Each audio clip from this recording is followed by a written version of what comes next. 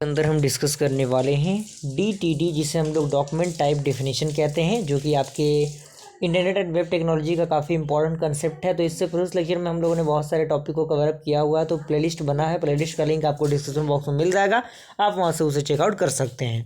तो इसमें सबसे पहला पॉइंट कह रहा है कि it defines the legal building block of an XML, यानी जो आपका XML होता है उसके लीगल जो बिल्डिंग ब्लॉक होते हैं उसको डिफाइन करने के लिए हम DTD का यूज़ करते हैं। एंड अगला पॉइंट कह रहा है कि defines the document structure with a list of a legal element and attribute of an XML document. अगर हम इसके टाइप की बात करें तो जो आपका DTD होता है वो दो प्रकार का होता है। पहला होता है इंटरनल DTD, दूसरा होता है आपका एक्सटर्नल DTD।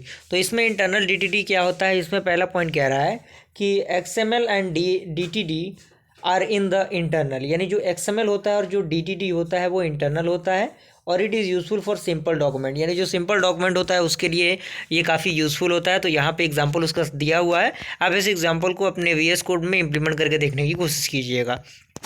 अगला आपका होता है एक्सटर्नल DTD। तो इसमें कह रहा है कि ये DTD that resides in a file dot DTD extension, यानी जो आपका डॉट DTD एक्सटेंशन की मदद से रिसाइड होता है and other than the XML file. And external DTD can reusable, यानी जो एक्सटर्नल DTD होता है वो दोबारा हम उसको यूज़ कर सकते हैं। एंड अगला पॉइंट कह रहा है कि more common for the professional document. Okay, यहाँ पे एग्जांपल उसका दिया हुआ है, आप इस एग्जांपल को अपने VS कोड में इम्प्लीमेंट करके देख सकते हैं। अगर हम बात करें यूजेस की कि इसका क्या क्या यूज़ होता है, तो इसमें कह रहा है कि independent group of people can serve number of use of standard DTD for the interchanging data, यानी जो भी डेटा होता है उसको इंटरचेंज करने के लिए हम इसका यूज़ करते हैं। And we can verify that the received data from other person is valid और नॉट, यानी जो आपका रिसीव होता है डेटा जो भी अदर पर्सन के द्वारा होता है तो वो वैलिड कर रहा है या नहीं कर रहा है, उसके लिए हम इसका यूज़ करते हैं। एंड अगला पॉइंट कह रहा है कि we can also verify honour our own data, यानी जो भी हमारा खुद का डेटा होता है उसको वेरीफाई करने के लिए हम इसका यूज़ कर सकते हैं।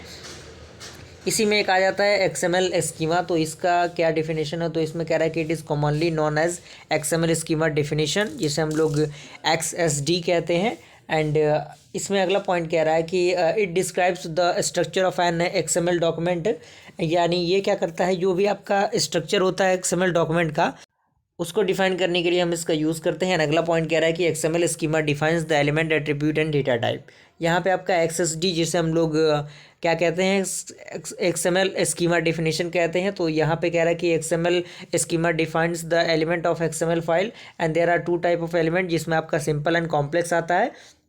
तो XSD सिंपल क्या होता है, तो यहाँ पे XSD सिंपल के बारे में बताया गया, आप इसको देख लीजिएगा अपने अकॉर्डिंग, कोई बहुत बड़ी चीज़ नहीं है इसमें। और ये उसका कॉम्प्लेक्स है। और टाइप ऑफ कॉम्प्लेक्स एलिमेंट भी बताया गया कि एम्पटी एलिमेंट होते हैं। तो एम्पटी एलिमेंट के लिए हम किस तरीके की चीज़ों को यूज़ करेंगे।